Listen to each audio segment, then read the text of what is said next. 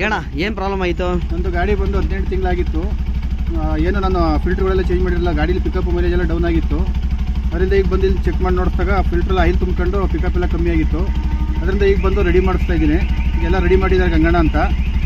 ಈಗ ಸ್ವಲ್ಪ ಎಲ್ಲ ಪಿಕಪ್ ಮೈಲೇಜ್ ಗೊತ್ತಿಲ್ಲ, ನೋಡಿ ನಾಳೆ ಗೊತ್ತಾಗುತ್ತೆ. ಪಿಕಪ್ ಎಲ್ಲ ಈಗ ಚೆನ್ನಾಗಿ ಬಂದಿದೆ. ಏನು ಪ್ರಾಬ್ಲಮ್ ಆಗಿತ್ತು? ಪ್ರಾಬ್ಲಮ್ ಅಂದರೆ ಗ್ಯಾಸ್ ಫಿಲ್ಟರ್ ಹಾಕ್ಸಿರ್ಲಿಲ್ಲ ನಾನು.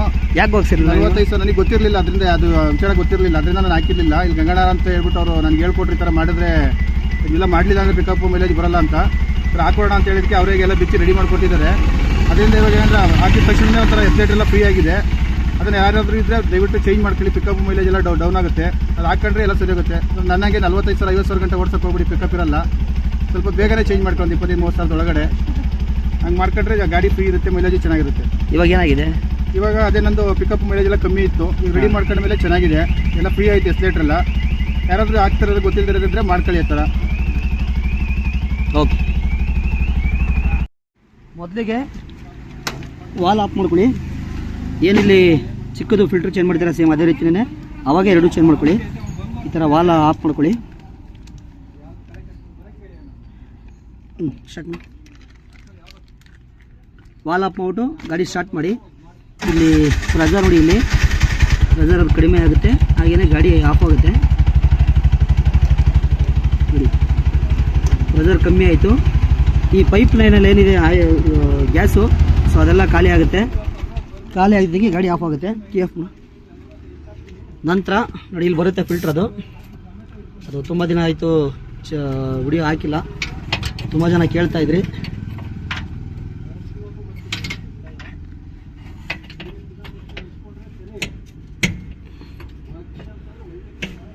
ಈ ಥರ ಬಿಚ್ಕೊಳ್ಳಿ. First ಕೆರಡೆ nut ಬಿಚ್ಕೊಳ್ಳಿ. 2 ಬರುತ್ತೆ ಇದರಲ್ಲಿ. ಕೆರಡೆ ನಟ್ಟಿಲ್ಲೇ ಬಿಚ್ಕೊಂಡ್ರೆ ತುಂಬ ಒಳ್ಳೆಯದು.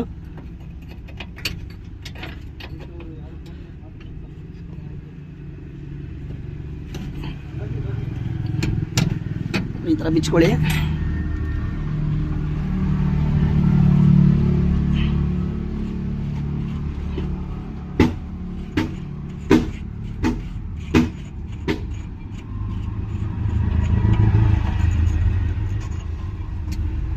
ಈ ಥರ ಬಿಚ್ಕೊಳ್ಳಿ. ಬಿಚ್ಕೊಳ್ಳಿ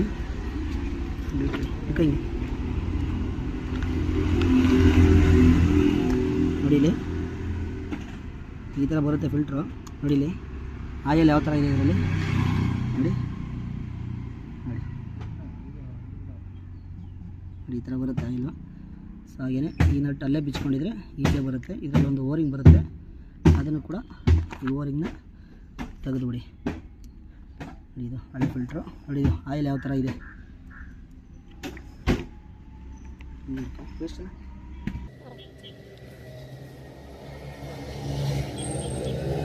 ನೀಟಾಗಿ ಕ್ಲೀನ್ ಮಾಡ್ಕೊಳ್ಳಿ.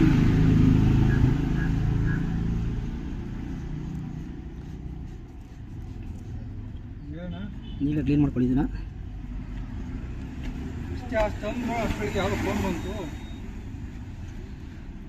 ಈ ಥರ ಮತ್ತು ಇನ್ನೊಂದು ಓರಿಂಗ್ ಬರುತ್ತೆ, ಅದನ್ನು ತಗೊಳ್ಳಿ.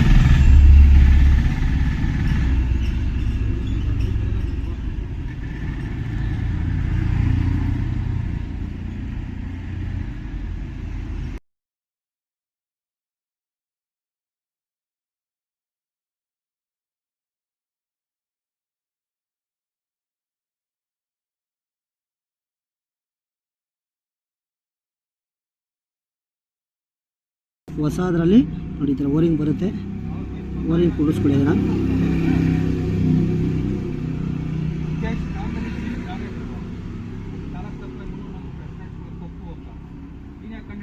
ಈ ಥರ ಕುಂಡಿಸ್ಕೊಳ್ಳಿ. ಕುಂಡಿಸ್ಕೊಂಡ ಮೇಲೆ ಇದು ಬಂದ್ಬಿಟ್ಟು ಇದು ಟಾಪಲ್ಲಿ ಬರಬೇಕು. ಇಲ್ಲಿ ಟಾಪ್ ಅಂತಲೇ ಇದೆ, ಅದು ಈ ಥರ ಬರಬೇಕಿದು. ಹಾಗೆಯೇ ನೋಡಿ ಇದಕ್ಕೆ ಚಿಕ್ಕದೊಂದು ಓರಿಂಗ್ ಬರುತ್ತೆ ನೋಡಿ, ಇಲ್ಲಿದೆ. ಇದನ್ನು ಇದಕ್ಕೆ ಹಾಕೋಬೇಕು ಈ ಥರ. ಇದು ಓರಿಂಗ್ ಇಲ್ಲಿ ಕೂಡಿಸ್ಕೊಂಡಾದ್ರೂ ಹಾಕೋಬೋದು ಅಥವಾ ಅದಕ್ಕೆ ಹಾಕೊಂಡಾದ್ರೂ ಹಾಕೋಬೋದು. ಇಷ್ಟೇ. ಇದನ್ನು ನೀಟಾಗಿ ಫಿಟ್ ಮಾಡ್ಕೊಳ್ಳಿ.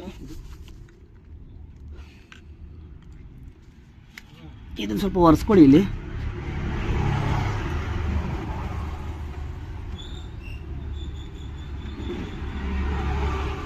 ಒರೆಸ್ಕೊಬಿಟ್ಟು ನೀಟಾಗಿ ಫಿಟ್ ಮಾಡ್ಕೊಳ್ಳಿ. ಇದನ್ನು ಆದಷ್ಟು ಒಂದು 20,000 ಕಿಲೋಮೀಟ್ರ್ ಆದಾಗ ದಯವಿಟ್ಟು ಪ್ರತಿಯೊಬ್ಬರು ಚೇಂಜ್ ಮಾಡ್ಕೊಳ್ಳಿ. ಇಲ್ಲಾಂದರೆ ನಿಮಗೆ pickup problem, mileage problem, starting problem ಎಲ್ಲ ಬರೋ ಚಾನ್ಸಸ್ ಇರುತ್ತೆ.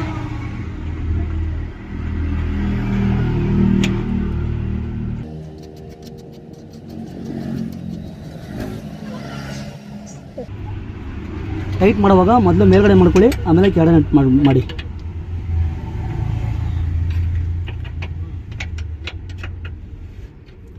ಜಾಸ್ತಿ ಓವರ್ ಟೈಟ್ ಎಲ್ಲ ಮಾಡೋಕ್ಕೋಗ್ಬೇಡಿ, ನಾರ್ಮಲಾಗಿ ಮಾಡ್ಕೊಳ್ಳಿ.